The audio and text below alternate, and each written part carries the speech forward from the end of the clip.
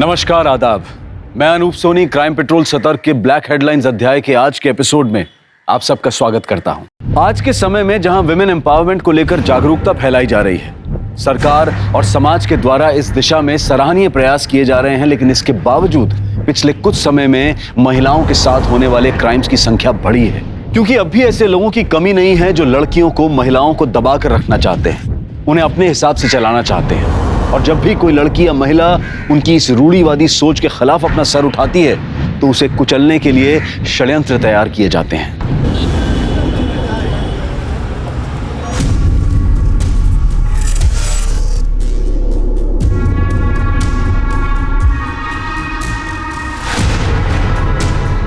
इतना आसान ना मैडम जी, मर्डर केस है, 10 लाख तो लग जाएंगे आपके। लेकिन सर इसकी क्या गारंटी है कि 10 लाख में मेरा रिलेटिव छूट जाएगा? यो हमारी गारंटी है मैडम, सब क्लियर हो जाएगा। कोर्ट में गवाह मुकर जाएगा और आपका रिश्तेदार छूट जाएगा। और चलो FIR की कॉपी भी दे देंगे, भेज देना रद्दी। और इससे बड़ी क्या गारंटी चाहिए आपको? देखा आपने, ये है हमारे राज्य की पुलिस की दुर्दशा। पुलिसकर्मी समय के साथ साथ निरंकुश होते जा रहे हैं। क्या वाकई में ऐसे लोग हमारे कानून व्यवस्था को सुचारू रख सकते हैं? क्या वाकई में ऐसे भ्रष्ट वर्दीधारी अपराधी हमें न्याय और इंसाफ दिला सकते हैं? जरा सोचिए। मैं प्रीति जैन आपसे विदा लेती हूँ। फिर मिलूंगी, किसी दूसरे सफेद पोश को बेनकाब करूंगी। जय हिंद। मैम, हम ये वीडियो हाइड कर देते हैं। हमें ऐसे में पुलिस से पंगा नहीं लेना चाहिए। यहाँ रक्षक भक्षक बन के घूम रहे हैं। नेहा, कहाँ जा रही हो? मैं अपनी फ्रेंड के घर लंच पे जा रही हूँ। तुम कहीं नहीं जाओगी, अंदर जाओ वापस। Go back to your room Neha. Neha, ma'am ने अभी भी एक वीडियो अपलोड किया है और पहले भी इस घर पे, मैम पे, दोनों पे हमले हो चुके हैं। ऐसे में तुम्हें बाहर नहीं जाना चाहिए। तो क्या करूँ? 24/7 इस जेल में सड़ती रहूँ और इनके इशारों पे चलती रहूँ? मैं ना परेशान हो गई हूँ। क्या मिलता है आपको ये स्टिंग ऑपरेशन करके? I just hate you mamma and your damn charity work. Go to your room now.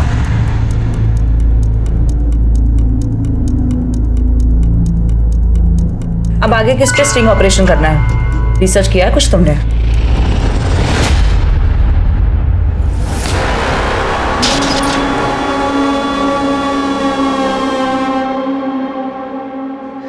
मामू जान, सलाम वालेकुम मामू जान। अरे वालेकुम अस्सलाम। माशाल्लाह। अम्मी जान कैसी है? अम्मी जान बहुत अच्छी है। 50 फोन आ चुका उनका। चल घर चल। आजा आजा। कोई तकलीफ तो नहीं हुई ना जेल में? जेल में क्या है? तकलीफ। अरे अल्लाह कसम, मेरी निगाहें तरस रही उसे देखने के लिए। अस्सलाम वालेकुम अम्मी। हाँ, वालेकुम अस्सलाम। मेरा लाल, मिर्ची ला।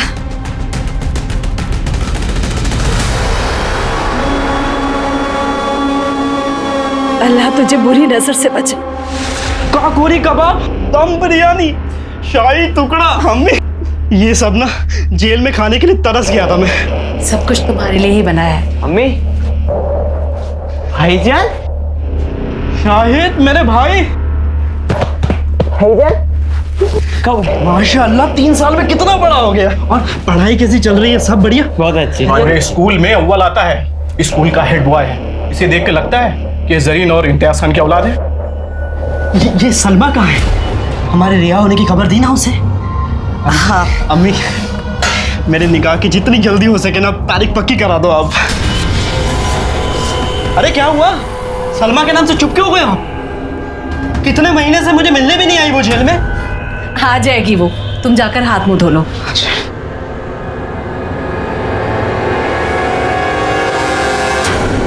हमारे साथ यहाँ पे food safety and standards authority of India के कुछ अधिकारी मौजूद हैं, जो यही आपके सामने चेक करेंगे कि आपके और हमारे घर में आने वाला ये दूध कितना शुद्ध है।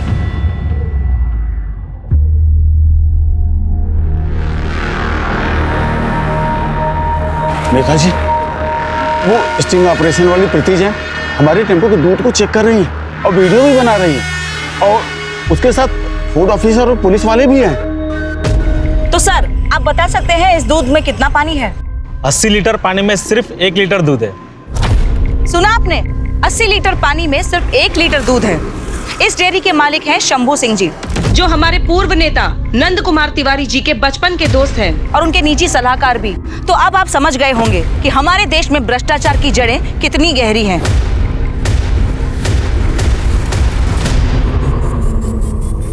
शांति, संयम, सद्बुद्धि। प्रीति जी, आप ये पैसा रख लीजिए और इसकी ओरिजिनल कॉपी हमको दे दीजिए, और बाकी की जो भी कॉपी आपके पास है उनको आप डिलीट कर दीजिए। अगर इसी तरीके से पैसे कमाने होते तो मैं बाजार औरत नहीं बन जाती। अपने पैसे उठाइए और निकलते बनिए यहाँ से। प्रीति जी, हमको तो पैसे खर्च करने हैं, या तो आप ले लीजिए या हम आपके लिए किसी और को दे देते हैं। अब ये पैसे तो आप ही के ऊपर खर्चे होंगे। अब इससे पहले कि आप कहें कि एक और स्टिंग ऑपरेशन हो गया, मैं आपको चेतावनी देना चाहती हूँ कि हमारी जो यहाँ पर बातचीत हो रही है ना, वो इस सीसीटीवी कैमरा में कैप्चर हो रही है। इसमें तो वीडियो रिकॉर्ड हो रहा है, ऑडियो तो रिकॉर्ड नहीं हो रही ना? क्योंकि ऑडियो मैं इस फोन में रिकॉर्ड कर रही हूँ। मैडम, हम तो आपकी ईमानदारी चेक कर रहे थे, आपका स्टिंग करके। हम मजाक कर रहे थे आपसे। आइंदा मजाक उनके साथ कीजिएगा जिनको चुटकुले सुनने का शौक है। मेरा काम तो आप जैसे लोगों की जिंदगी का मजाक बनाना है। अपने पैसे लीजिए और निकलिए यहाँ से। नमस्कार।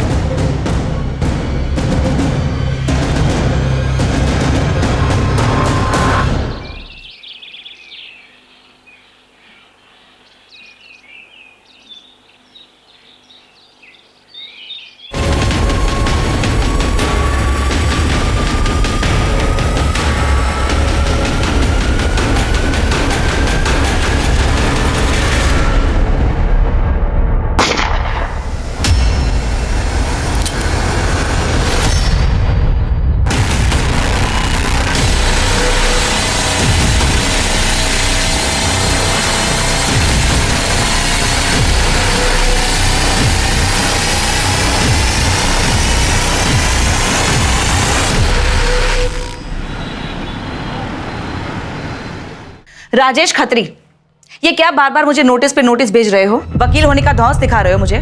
चाहते क्या हो तुम? मैं बस अपने मकान का किराया चाहता हूँ, जो तुमने पिछले 3 साल से नहीं दिया है। तुम भी जानते हो मैंने 2 साल और 3 महीने का किराया क्यों नहीं दिया अब तक। अरे हाँ, तो कम से कम 9 महीने का दे दो। अगर नहीं दिया तो मैं तुम्हें फाइनल नोटिस भेजूंगा मकान खाली करने के लिए। देखो, तुम जैसे वकीलों से मेरा रोज पाला पड़ता है। आइंदा से मुझे नोटिस मत भेजना। जिस दिन मेरे पास पैसे होंगे मैं खुद तुम्हें फोन कर लूंगी।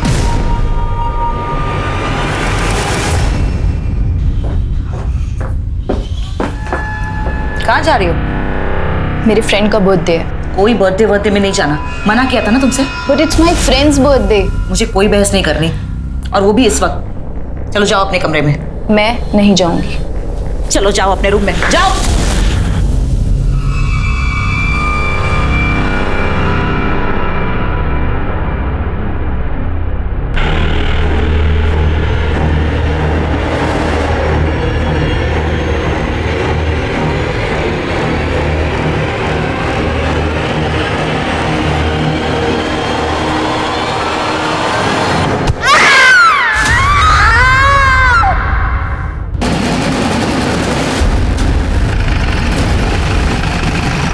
जैन सर।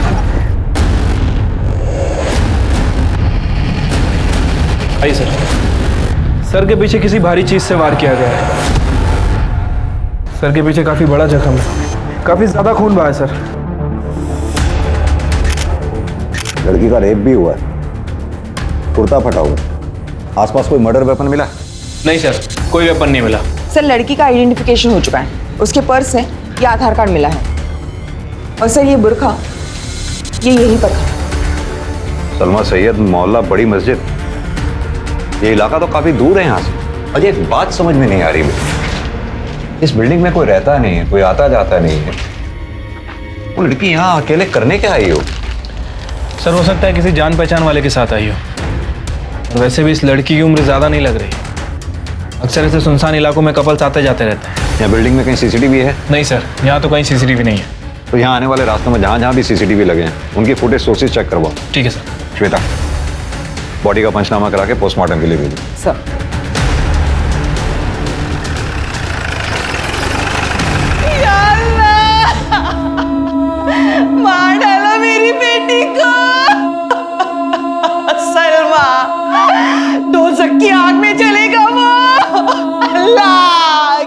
किया ये?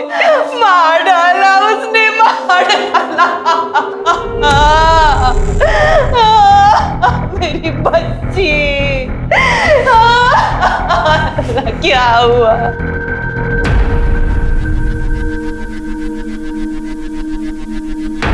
मरने वाली के क्या लगते हो तुम?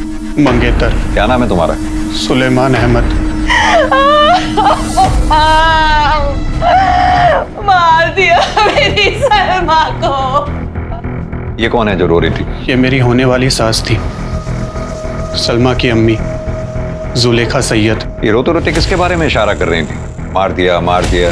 जफर खान, उसी ने मारा मेरी सलमा को और उसी ने मेरी हालत की है।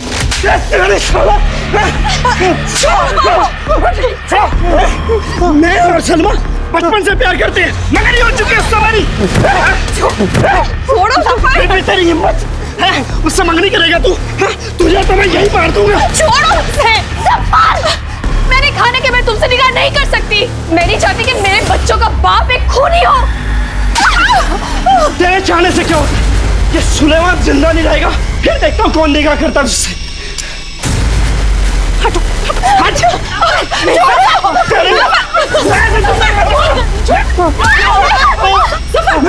सफर, अगर इसे कुछ हो गया तो तेरी जिंदगी बर्बाद हो जाएगी। छोड़ इसे। भूल मत कि तू 18 साल का हो गया है। अगर इसे कुछ हो गया तो पूरी जिंदगी जेल में बितानी पड़ेगी, समझा कर।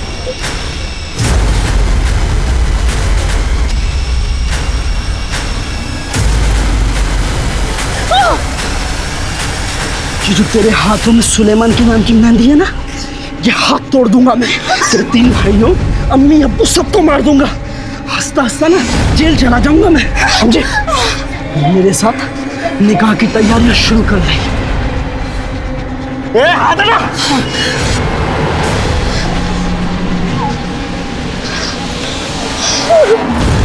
कौन है ये जफर खान? अब जेल काट कर आया है वो।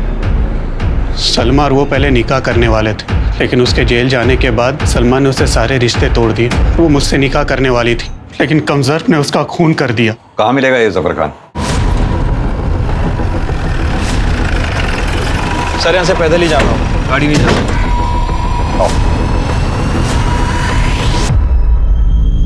आपा प्लीज।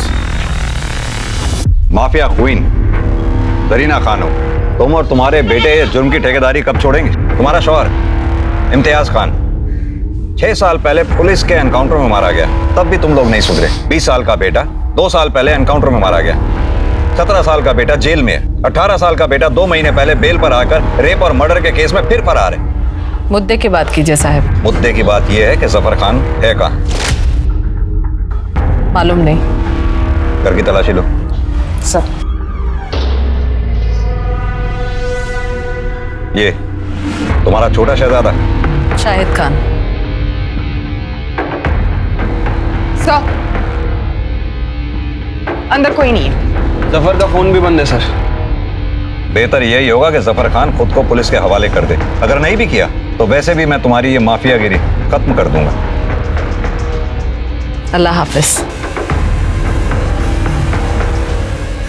अजय सर, ये जफर के फोन को सर्विलांस पे डालो। वो ना हो वो अपनी माँ को कांटेक्ट करने की कोशिश जरूर करेगा।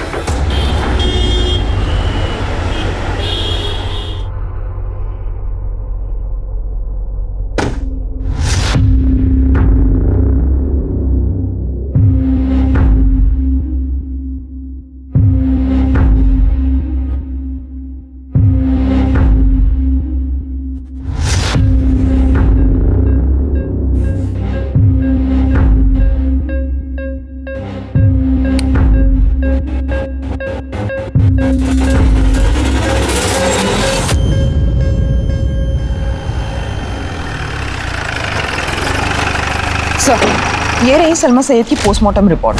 सर, पोस्टमार्टम करने वाले डॉक्टर का कहना है कि वार लोहे की किसी भारी चीज से किया है, जिसकी वजह से सर का पीछे का हिस्सा 2 टुकड़ों में हो गया। लेकिन डॉक्टर का मानना है कि सलमा का रेप नहीं हुआ। राइट सर, लेकिन डेथ से पहले विक्टिम के साथ सेक्स जरूर हुआ था।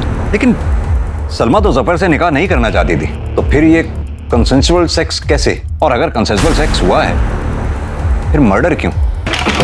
सर, वारदात की जगह जहां जहां भी सीसीटीवी कैमरा था सभी की फुटेज मिल गई है। लगाओ। ये देखिए सर, 12:45 पर ये जफर किसी बुरखे वाली लड़की के साथ बाइक पर आ रहा है और ये बिल्डिंग के अंदर चलेगा। ये बुरके वाली लड़की जरूर सलमा ही होगी। और ये देखिए, थोड़ी देर बाद जरीना अपने छोटे बेटे शाहिद के साथ आती है और ये दोनों भी बिल्डिंग के अंदर चले गए। इसका छोटा बेटा तो माइनर है ना शाहिद? हाँ सर। बाइक कैसे चला रहा है, वो भी बिना हेलमेट? ट्रैफिक पुलिस की नजरों से बच गया होगा सर। और ये देखिए, लगभग 7 मिनट बाद ये दोनों माँ बेटे बाइक से जाते हुए दिख रहे हैं। और जफर? सर, ये पीछे वाले रास्ते की सीसीटीवी फुटेज है। जफर पीछे वाले रास्ते से जाते हुए दिख रहा है। ये जफर की बाइक की डिटेल्स फौरन सर्कुलेट करवाओ और जफर की भी details, information patrolling team, highway police, आसपास के थानों में सब जगह शेयर करो। और हाँ, ये जरीना और उसके छोटे बेटे शाहिद, इन दोनों को उठा के लाओ। ठीक है सर। साहब, सलमा को हमने मारा है। क्यों? जफर और शाहिद ने क्यों नहीं? शाहिद बच्चा है अभी। लेकिन जरीना जी, तुम्हारे यहाँ तो ये रवायत है नाबालिग बच्चों से जुर्म करवाने की, क्योंकि तुम्हें अच्छी तरह से जो मालूम है 2-3 साल में बालिग हो जाएंगे, सजा से छूट जाएंगे। अपने 3 बेटों के साथ भी तो ऐसे ही किया था तुमने। साहब, शाहिद बिल्डिंग के अंदर तक नहीं गया, कुछ नहीं देखा इसने अपनी आंख से, तो खून कैसे करेगा? आप बाकायदा मालूम कर सकते हैं स्कूल जाकर। पढ़ाई में अव्वल है ये, जुर्म का अलिफ बे ते भी नहीं पता इसे। चलो तुम्हारी बात मैं मान लेता हूं, तो जफर क्यों नहीं?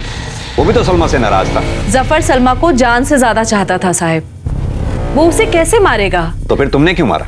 हमारे एक जानने वाले ने जफर को एक लड़की के साथ आजाद रोड पर जाते हुए देखा। फोन किया उन्होंने हमें। हेलो, हमें ये समझते देर नहीं लगी कि वो लड़की सलमा है। फिर हमने शाहिद से कहा कि हमें आजाद रोड लेकर चले। जब हम दोनों आजाद रोड पहुंचे तो बिल्डिंग के बाहर ही जफर की बाइक दिख गई हमें। तू यहीं रुक, हम अभी आते हैं।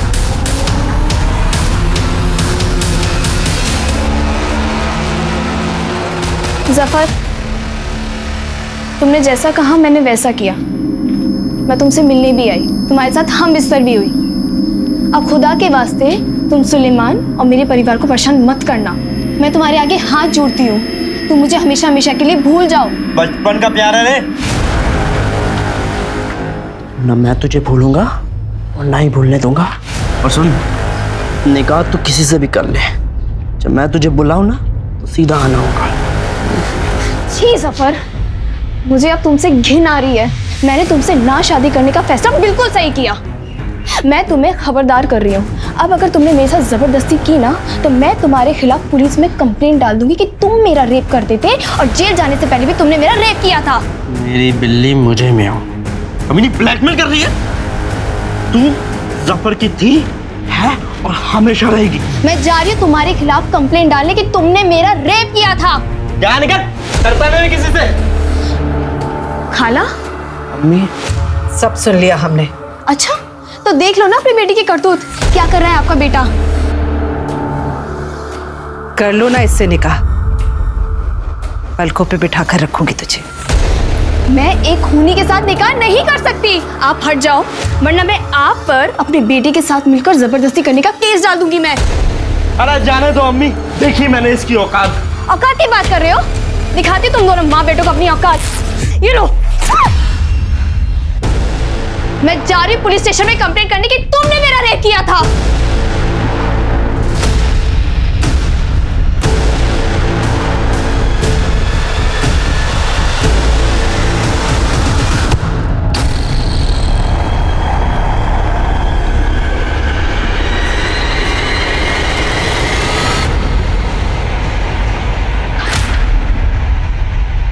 जफर को दूसरे रास्ते से बाहर भगा दिया साहब, और हम और शाहिद घर वापस आ गए। और वो हथौड़ा जिससे सलमा को मारा था, वो कहाँ गया? मालूम नहीं साहब, फेंक दिया होगा इधर उधर कहीं। कहीं फेंक दिया होगा या जफर लेके भाग गया, क्योंकि उसी हथौड़े से तो जफर ने सलमा को मारा था। क्यों शाहिद? मुझे कुछ नहीं मालूम, जैसा कि अम्मी जान ने कहा कि मैं बाहर था, अंदर क्या हूँ मुझे कुछ नहीं पता। जरीना खानम के इकबाल जुर्म के आधार पर पुलिस ने यह केस कोर्ट में फाइल कर दिया और ट्रायल भी शुरू हो गया। लेकिन पुलिस को अब भी शक था कि जरीना जफर को बचाने के लिए खून अपने सर पर ले रही है, इसलिए उन्होंने जफर को ढूंढने की मुहिम भी जारी रखी। पुलिस ने सलमा के मर्डर केस को लेकर जरीना के छोटे भाई शाहिद खान के इन्वॉल्वमेंट की भी तहकीकात की, लेकिन कोई सबूत ना मिलने और आस पड़ोस और स्कूल में उसकी साफ सुथरी छवि होने के कारण उसे छोड़ दिया गया। जरीना एक शातिर अपराधी थी और अपनी बेल के लिए वो नए नए दावपेच लगा रही थी, लेकिन पुलिस उसके क्रिमिनल बैकग्राउंड का तर्क देकर उसकी बेल एप्लीकेशन खारिज करवाने में कामयाब रही। इसी दौरान सीलमपुर थाने क्षेत्र में एक और सनसनीखेज मर्डर हो गया, जो टीवी और अखबारों की हेडलाइन बन गया।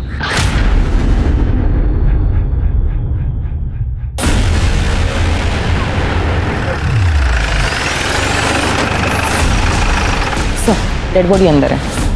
सर, काफी हाई प्रोफाइल केस है।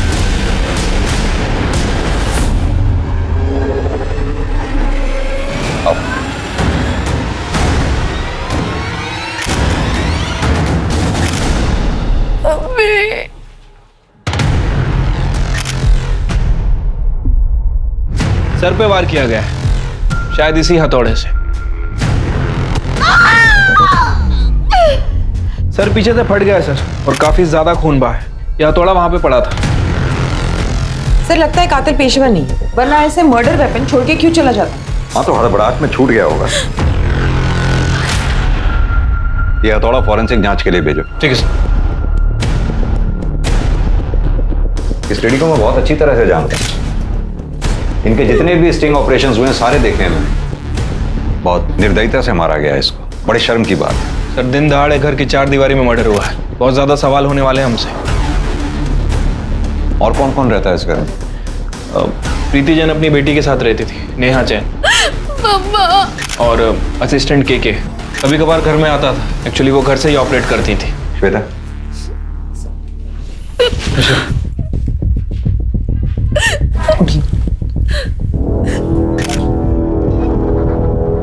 आई एम सॉरी नेहा, मैं जानता हूं ये बहुत मुश्किल की घड़ी है तुम्हारे लिए। मजबूरी है, हमारे लिए कुछ सवालों के जवाब जानना बहुत जरूरी है।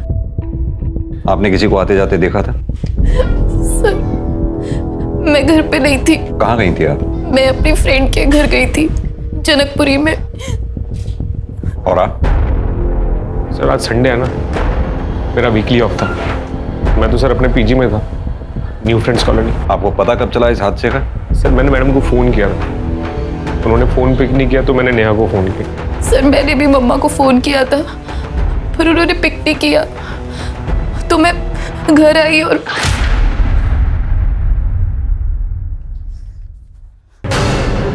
मम्मा मम्मा मम्मा मम्मा क्या हुआ? और फिर मैंने केके को बताया और मैंने इमीडिएटली आप लोगों को फोन कर दिया। तुम तो इनके काफी करीब थे। कभी इन्होंने जिक्र किया किसी से कोई दुश्मनी या किसी से इनको अपनी जान का खतरा हो? सर आज से 6 महीने पहले मैडम के ऊपर जानलेवा हमला हुआ था। मैडम बाल बाल बची थी, पर एक स्वीपर मारा गया था सर। सर मम्मा के बहुत सारे दुश्मन थे। उनका जॉब ही इतना रिस्की और थैंकलेस था कि आए दिन शाम सुबह उनको धमकी भरे फोन आते रहते थे। तुझे जो करना है कर ले, तेरी वीडियो तो मैं अपलोड करके ही रहूंगी। सर कई दफा तो ऐसा हुआ है सर कि लोगों ने बाहर से पत्थर मार मार के घर की खिड़कियां तोड़ दी। इसीलिए सीसीटीवी कैमरा घर में लगाए हुए। इनका डीवीआर हो गया, कहाँ है? सर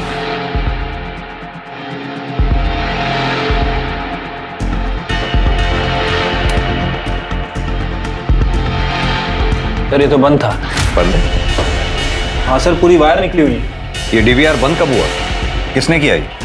सर पता नहीं।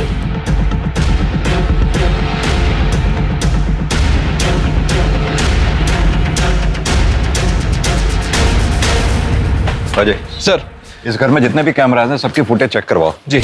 पता करवाओ उनकी रिकॉर्डिंग कब बंद हुई थी। ठीक है सर। सर इसके पहले भी प्रीति जैन पे हमला हो चुका है, उस केस को भी स्टडी करता हूँ। हो सकता है कि वो हमला और ये हमला दोनों कनेक्टेड हो सकता है। ये प्रीति जैन के ऑफिस में लैपटॉप, मोबाइल, हार्ड डिस्क जो भी मिले उसका एक एक डेटा चेक कर मारो। जी। बॉडी को पंचनामा करा के पोस्टमार्टम के लिए भेज। ठीक है सर, जय सर। दिल्ली का सीलमपुर इलाका, यहाँ एक के बाद एक दिन दहाड़े ऐसी विभत्स हत्याएं हुई जिसने पूरे शहर को हिलाकर रख दिया। ये दोनों केसेस अलग अलग समय पर, अलग अलग जगह पर और अलग अलग विक्टिम्स के साथ हुए थे, लेकिन इन दोनों केसेस में एक कनेक्शन था। आखिर क्या था वो कनेक्शन? श्वेता, ये प्रीति जैन की बेटी नेहा जैन और प्रीति के असिस्टेंट कृष्ण कुमार, इन दोनों के बयान मुझे कुछ कोऑर्डिनेटेड से लग रहे हैं। एक काम करो, इन दोनों के कॉल रिकॉर्ड्स और लोकेशन डिटेल्स निकलवाओ, और साथ में प्रीति जैन के भी। सर, क्योंकि घर में फोर्स एंट्री के निशान नहीं है।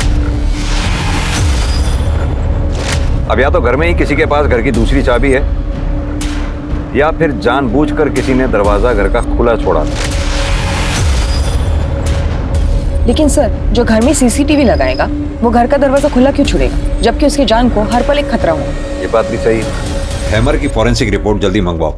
सर।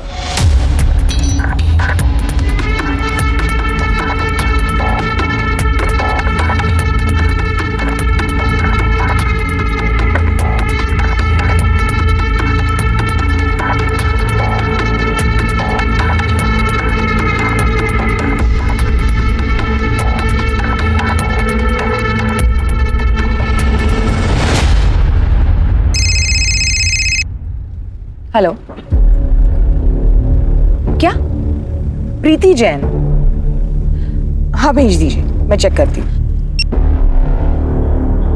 हमारे साथ यहाँ पर food safety and standards authority of India के कुछ अधिकारी। सर, मेरे जीजा जी ट्रैफिक पुलिस में और उन्होंने मुझे ये वीडियो भेजा। और हमारे घर पे आने वाला ये दूध कितना सर, प्रीति जैन ने मिनिस्टर नंद कुमार तिवारी के निजी सलाहकार शंभू सिंह के डेयरी पर ये स्टिंग ऑपरेशन किया था। उस वक्त जीजा जी उसी के साथ थे, तो उन्होंने भी ये वीडियो रिकॉर्ड कर लिया। श्वेता, मैंने प्रीति जैन ने जितने भी स्टिंग ऑपरेशंस किए हैं उसके सारे अपलोडेड वीडियोस देखे, लेकिन ये वीडियो तो अपलोड हुआ ही नहीं। सर, कहीं ऐसा तो नहीं कि इस वीडियो की वजह से प्रीति जैन का मर्डर हुआ हो?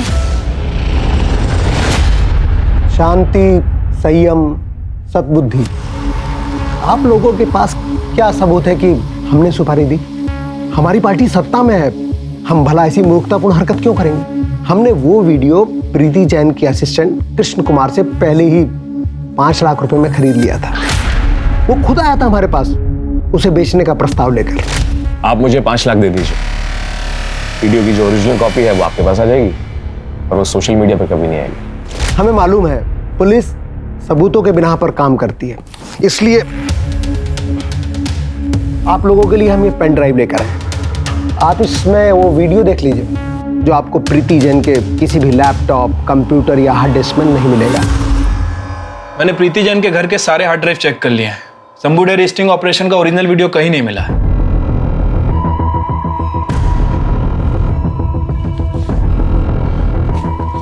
सर, तिवारी मैडम को खरीदना चाहता था, लेकिन मैडम ने कभी अपने आदर्शों के साथ समझौता नहीं किया। और तुम बिक गए? सर, साल भर से मैडम के यहाँ काम कर रहा था, खाने पीने के अलावा कभी कुछ पैसे नहीं मिले। मैं लालच में आ गया सर। और दोबारा लालच में आके तुमने प्रीति जैन को मार दिया? सर, मैंने नहीं मारा सर। तो मरवा दिया होगा या मारने में मदद की होगी? सर, मैंने ऐसा कुछ भी नहीं किया सर। तिवारी और उसका जो सलाहकार है ना सर, वो शंभू सिंह, मैडम ने उनके ऊपर कई बार पहले भी धावा बोला था सर, उन्होंने मारा होगा सर। मिश्रा। सर,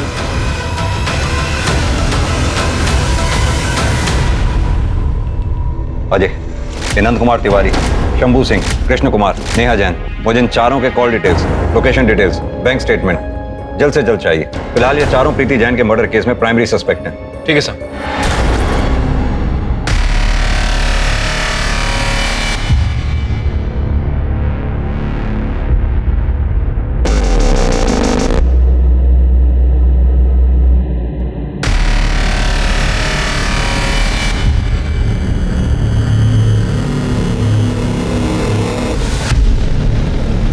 ये तुम दोनों की लोकेशन डिटेल्स। वारदात के वक्त आप दोनों घर में ही मौजूद थे। सीधी तरह से बताइए कि आपने अपनी मां को क्यों मारा? सर, मैंने मम्मा का मर्डर नहीं किया है। झूठ बोल रही हैं आप। वारदात के वक्त आप अपने घर में मौजूद थी। आपने जानबूझकर अपने घर का दरवाजा खुला छोड़ा ताकि बाहर से कोई अंदर आ सके, और कोई अंदर आया भी तो सीधा आपके कमरे में गया और आपके साथ मिलकर आपकी मां का काम तमाम कर दिया। अब वो केके था या फिर कोई और? नहीं sir, this is not true. ये तो सच है ना कि तुम्हारी अपनी माँ से बनती नहीं थी, आए दिन हमेशा झगड़े हुआ करते थे, और ये बात तुम्हारे घर से मिली सीसीटीवी फुटेज से साफ होती है। यस सर, ये बात सच है कि हम लड़ते थे क्योंकि हमारे आइडियाज मैच नहीं होते थे। उनकी सोशल एक्टिविज्म और चैरिटी मेरी समझ से बाहर थी। लेकिन ट्रस्ट मी सर, मैं मम्मा की डेथ के बारे में कुछ नहीं जानती। कैसे पॉसिबल है ये? वारदात के वक्त आप अपने घर में ऊपर अपने कमरे में मौजूद थी, कोई बाहर से आया आपकी मम्मा को मारकर चला गया, आपको पता तक नहीं चला। कैसे पॉसिबल है ये?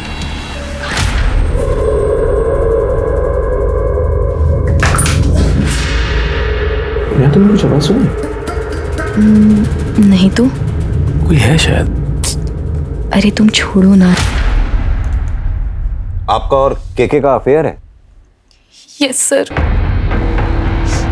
क्योंकि बचपन से बब्बा ने मुझे रिस्ट्रिक्शंस में पाला है। एक कृष्णा ही थे जो मुझे फ्री महसूस करवाते थे, वो तब भी मेरे साथ थे और आज भी। लेकिन मम्मा को इस बारे में कुछ नहीं पता। शायद तुम्हारी मम्मा को इस बात पे शक हो गया था, इसलिए घर में उन्होंने सीसीटीवी लगवाया। पकड़ी ना जाऊं इसलिए मैं डीवीआर बंद कर देती थी, और मम्मा को हमेशा लगता रहा कि डीवीआर में कुछ खराबी आ गई है। हर रोज की तरह उस दिन भी मैंने डीवीआर बंद कर दिया था और घर का दरवाजा खोल दिया ताकि केके चुपचाप मेरे कमरे में आ सके। लेकिन मुझे नहीं पता था कि अननोइंगली मैं मम्मा के खिलाफ इतना बड़ा स्टेप ले लूंगी। काश मैंने उस दिन डीवीआर बंद नहीं किया होता तो आज पता चल पाता कि मम्मा का मर्डर किसने किया है। हाँ तो कृष्ण कुमार, आदमी तो तुम निहायत ही कमीने किस्म के हो। पहले प्रीति जैन को धोखा देने की कोशिश की, दूसरी बार तुम्हारी जरूरतों ने तुम्हारी बॉस प्रीति जैन को मारकर उसकी इकलौती बेटी नेहा जैन के साथ अय्याशी करने को मजबूर कर दिया। सर, मैं प्रीति मैम को मारने के बारे में सोच भी नहीं सकता। उन्होंने मुझे जर्नलिज्म सिखाया था सर, वरना मैं तो कहीं बाहर सड़क पे पड़ा होता सर। तो फिर जब नेहा ने तुम्हारे लिए दरवाजा खुला छोड़ा था तो तुमने दरवाजा बंद क्यों नहीं किया? सर, मैंने शायद दरवाजा बंद किया था सर। हाँ तो फिर साफ है ना, मर्डर तुम दोनों में से किसी एक ने किया या फिर दोनों ने? सर, याद आया सर, याद आया सर, मैं कभी दरवाजा बंद करता ही नहीं था कि मैडम थोड़ी सी आवाज से ही अलर्ट हो जाती थी।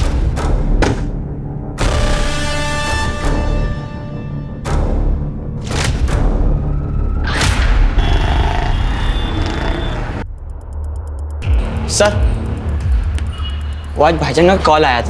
क्या कह रहा था? सर, वो अम्मी जान के बारे में पूछ रहे थे, उनके फिक्रमंद थे। उसे तुमने कहा नहीं हमारे पास आने के लिए? मैंने उन्हें कहा, लेकिन उन्होंने बोला कि एक बार बस अम्मी को बेल मिल जाए, बस उसके बाद ही फिर वो आपके सामने आएंगे। फिर वो बार बार कह रहे थे कि उन्होंने कुछ नहीं किया है। ये शायद कुछ ज्यादा सीधा नहीं बन रहा। सर, इसके ऊपर नजर रखते हैं। भाईजान 1 मिनट अपना मोबाइल देंगे?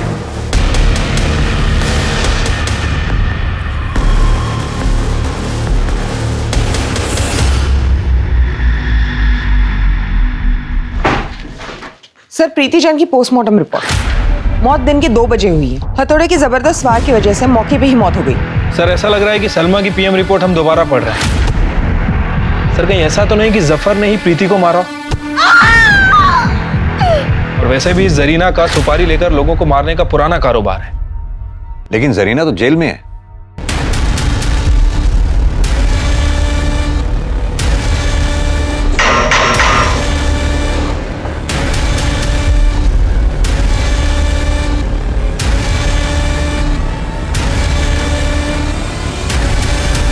सर, हो सकता है कोई बाहर का एजेंट हो। तो हमें इमीडिएटली 2 काम करने हैं। एक तो ये सुपारी लेने वाले एजेंट को ढूंढना, दूसरा प्रीति के दुश्मनों की लिस्ट बनाओ। पता करो उसमें ऐसा कौन सा आदमी है जिसकी जरीना तक डायरेक्ट पहुंचे। सर, प्रीति जैन के घर से हमने जो डॉक्यूमेंट्स कलेक्ट किए थे उसमें से ये कोर्ट का नोटिस भी मिला है सर, ये देखिए। ये तो घर खाली कराने का नोटिस। प्रीति जैन ने पिछले 3 साल से घर का किराया नहीं दिया था। नोटिस भेजने वाले का नाम है राजेश खत्री। और सर, ये है प्रीति जैन का कॉल रिकॉर्ड्स, ये देखिए सर। शुरुआत में तो ऐसा कुछ भी सस्पिशियस नहीं लगा, लेकिन 9 महीने पहले के कॉल रिकॉर्ड में प्रीति किसी सूरज खत्री के साथ लगातार संपर्क में थी सर। जरा पता करो ये सूरज खत्री और राजेश खत्री के बीच में क्या कनेक्शन है। सर, जफर के बारे में कुछ पता लगा? अभी तक तो नहीं सर। ये जरीना के सुपारी गेटवे का पता करो, क्योंकि अगर प्रीति और सलमा सैयद, इन दोनों की मौत एक ही तरीके से हुई है, तो मुझे लगता है कि दोनों की मौत में वेपन भी एक ही इस्तेमाल हुआ होगा, क्योंकि सलमा सईद के मर्डर स्पॉट से हमें मर्डर वेपन नहीं मिला था, जो कि प्रीति जैन के मर्डर स्पॉट से हमें बरामद हुआ। अजय, ये मर्डर वेपन लैब एक्सपर्ट को एक बार दोबारा चेक करवाने के लिए भेजो। मेरी गट फीलिंग है कुछ ना कुछ हाथ जरूर लगेगा। ठीक है सर।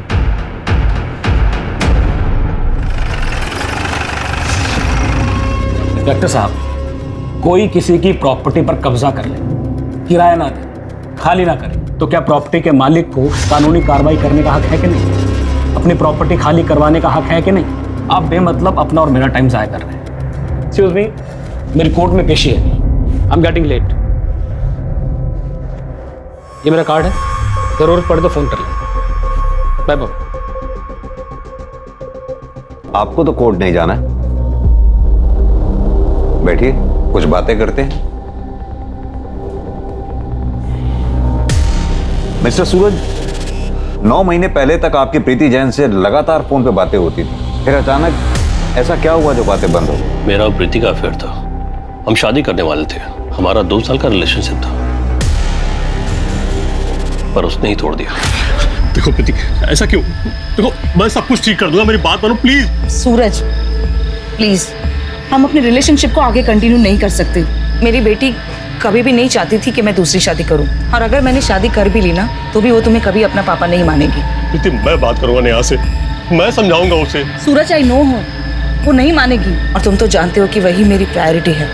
आज के बाद हम इस बारे में कभी बात नहीं करेंगे। मैं टूट सा गया था, शराब का सहारा ले लिया, मैं रोज पीने लगा, मुझे ऐसा लगा जैसे मेरी दुनिया ही उजड़ गई। लेकिन अभी तो आप बिल्कुल ठीक लग रहे हैं।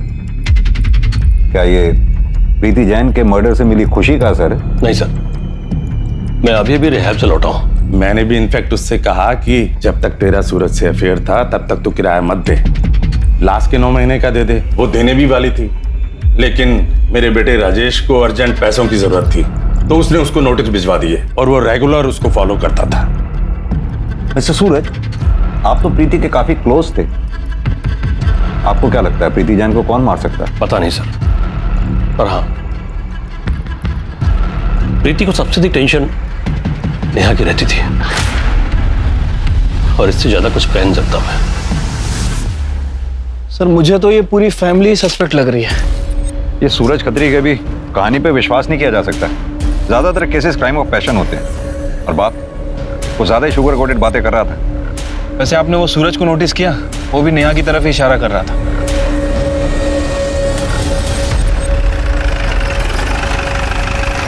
सर, एक अच्छी खबर है, प्रीति जैन मर्डर केस में जिस हथौड़े का इस्तेमाल हुआ है उसके गैप्स में सलमा के ब्लड ट्रेसेस मिले। मतलब सर, जफर ने ही प्रीति और सलमा का मर्डर किया है। ये जरीना हमें बरगलाने की कोशिश कर रही है। जफर जब वहां से भागा होगा तो अपने साथ मर्डर वेपन भी लेकर गया होगा, और जब उसे जरीना के जरिए प्रीति को मारने की सुपारी मिली तो उसने उसी मर्डर वेपन का, यानी कि हथौड़े का इस्तेमाल कर प्रीति का मर्डर कर दिया। लेकिन जफर और जरीना के बीच में कम्युनिकेशन नहीं है। जरीना जेल में है, जफर ना तो उससे मिल सकता है और ना ही फोन पे बात कर सकता है। हाँ, लेकिन इतना तय है कि सुपारी तो दी गई है। अब पता ये करना है कि जरीना ने वो सुपारी किसको दी है।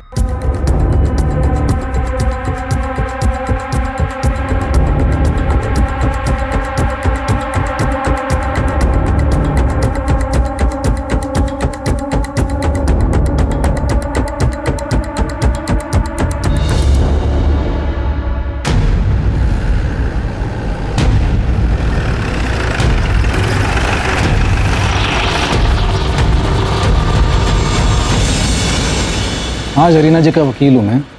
इसमें प्रॉब्लम क्या है?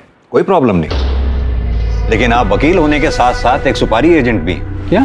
जी हाँ, राजेश खत्री ने आपके अकाउंट में 25 लाख रुपए जमा कराए। जान सकता हूँ क्यों? तो राजेश मेरा फ्रेंड है, उसने मुझे लोन दिया 25 लाख रुपए। अब इसमें कोई प्रॉब्लम है? मेरी बकवास है ये, वो लोन नहीं, तो तुम्हारे जरिए प्रीति को मारने की सुपारी थी जरीना को। वकील साहब, अगर ये बात कोर्ट में पता चल गई ना, तो आपकी ये वकालत का लाइसेंस भी रद्द हो जाएगा। रत्नेश भाई, मुझे इसकी सुपारी दे। ठीक है। जरीना जी को ये बात बताई मैंने, उन्होंने भी मेरे अकाउंट में पैसे मंगवा लिए ताकि मेरी फीस निकल सके। पर बाद में राजेश ने सुपारी कैंसिल कर दी। सर मैंने सुपारी कैंसिल कर दी थी, वरना उस दिन जब आप मेरे घर आए थे तो मैं आपको सच ना बता देता। आप जैसे वकीलों की सच्चाई हमें पता है वकील साहब, वाकई में सुपारी कैंसिल कर दी थी या फिर नई कहानी बना रहे हो? बताओ, किसके जरिए जरीना ने प्रीति जैन को मरवाया? उसका बेटा जफर था या फिर कोई और अगर जफर था तो कहां छुपा रखा है जफर को? सर मैं आपको बता चुका हूँ, मैंने सुपारी कैंसिल कर दी थी और इसके अलावा मैं कुछ नहीं जानता। इवन वो रत्नेश तो मेरे पैसे भी लौटाने वाला है मुझे। पुलिस को यह सुपारी और प्रीति जैन के किलर की गुत्थी सुलझती हुई नहीं दिखाई दे रही थी।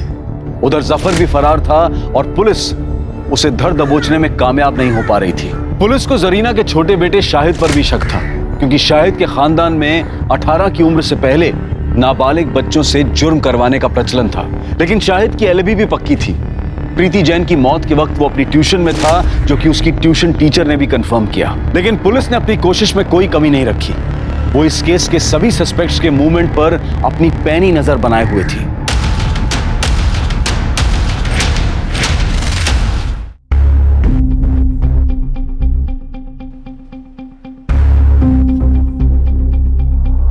मैडम वो ठीक 1:30 बजे अंदर चला गया।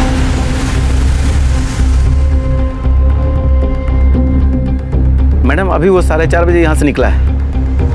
1 मिनट मैडम, 1 मिनट। वो डस्टबिन के पास रुका है, शायद कुछ फेंकने के लिए रुका है। अच्छा, शाहिद ने कल भी कुछ फेंका था ना डस्टबिन में? जी मैडम, कल भी फेंका था। वो आगे बढ़ गया मैडम। देखो जरा क्या फेंका।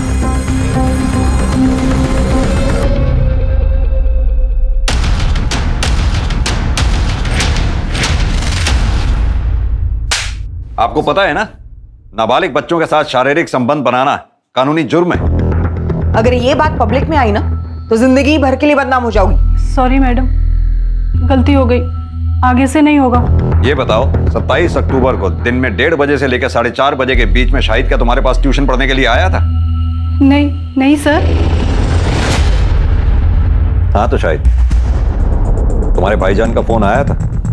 नहीं सर। देखो शाहिद, सीधा मुद्दे पे आते हैं। हमारी टीम को तुम्हारी बाइक से कुछ ब्लड सैंपल्स मिले।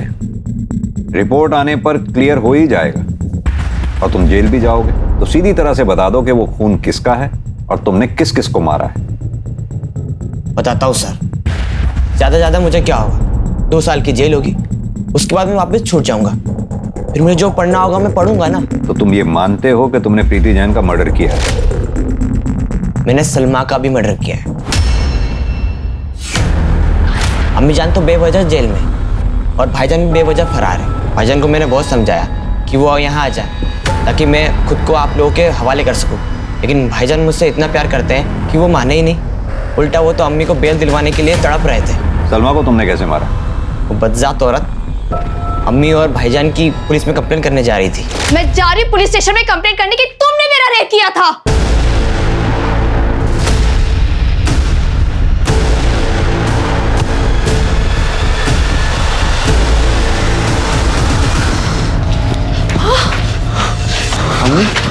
भाईजान, शाहिद, ये क्या किया तूने? ये क्या किया तूने?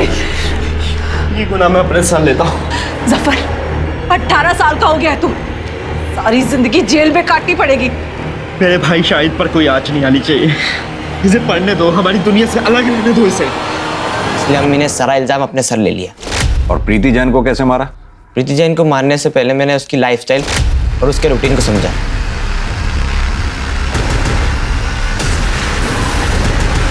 नेहा का दरवाज़ा खुला छोड़ देना और केके का दरवाज़ा बंद ना करना मेरा काम और आसान कर गया।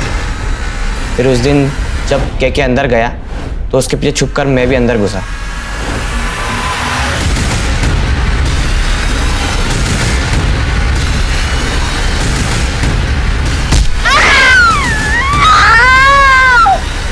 मुझे लगा नेहा और केके को पता पड़ गया है, तो मैं थोड़ा डर गया था। हड़बड़ाहट में मेरे हाथ से हथौड़ा नीचे गिर गया था। उसके बाद मैंने उसे छोड़कर भाग गया था। लेकिन मारा क्यों? वकील साहब के पास प्रीति जैन को मारने के लिए दूसरी बार सुपारी आई थी, इसलिए अम्मी ने मुझे मिलने बुलाया था। देख शाहिद, तू चाहता है ना कि तेरी अम्मी बेल पे छूट जाए? जी अम्मी। तो अपनी अम्मी के खातिर एक खून और कर दे। अम्मी मैं पीएमटी एग्जाम से। अरे 2 साल की ही तो बात है, 18 को छूट जाएगा तू।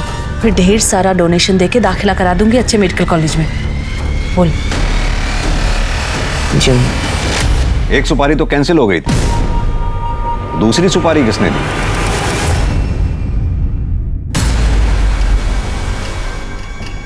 मुझे पता था जरीना को सुपारी दी गई थी, लेकिन बाद में राजेश ने फैमिली का भला सोचते हुए उसे कैंसिल कर दिया। उस औरत ने मेरे बेटे की जिंदगी खराब कर दी थी। रिहैब से वापस आ गया था, लेकिन प्रीति को नहीं भूल पाया। सुबह नाश्ते के टेबल पर शराब पीना शुरू कर देता था। मैं बदले के भाव से इतना भर गया था कि फिर से जरीना के वकील को सुपारी दे दी। अगर अपने बेटे के प्यार में अपना भावनात्मक संतुलन नहीं खोते ना, तो आज ये नौबत नहीं आती। अजीब केस था ये। एक ही केस के फैसले में एक 55 साल के आदमी और एक 15 साल के नाबालिग लड़के, दोनों को जेल जाना पड़ा था। शाहिद एक ब्रिलियंट स्टूडेंट था, कल वो एक अच्छा नागरिक बन सकता था, लेकिन अपने परिवार में फैले क्राइम के दलदल से वो बच नहीं पाया। जरीना की ही तरह ऐसे कई गैंगस्टर परिवार हैं जो अपने नाबालिग बच्चों से जुर्म करवाते हैं, और जब ये बच्चे रिहा कर दिए जाते हैं तो बाहर आकर भी इनकी दहशतगर्दी और जेल में हुई नेटवर्किंग के कारण उनका गुंडा राज चलता है। ये एक बड़ा षड्यंत्र है। पुलिस और जुडिशरी इसकी गंभीरता को समझते हुए इसका लीगल सॉल्यूशन ढूंढने की कोशिश कर रही है। अब मैं अनूप सोनी आपसे विदा लेता हूं। फिर मुलाकात होगी क्राइम पेट्रोल सतर्क के ब्लैक हेडलाइंस अध्याय में एक और नए केस के साथ। और याद रखें, क्राइम और आपके बीच में सिर्फ इतना फर्क है कि आप कितने सतर्क हैं। सतर्क रहें, सुरक्षित रहें। जय हिंद।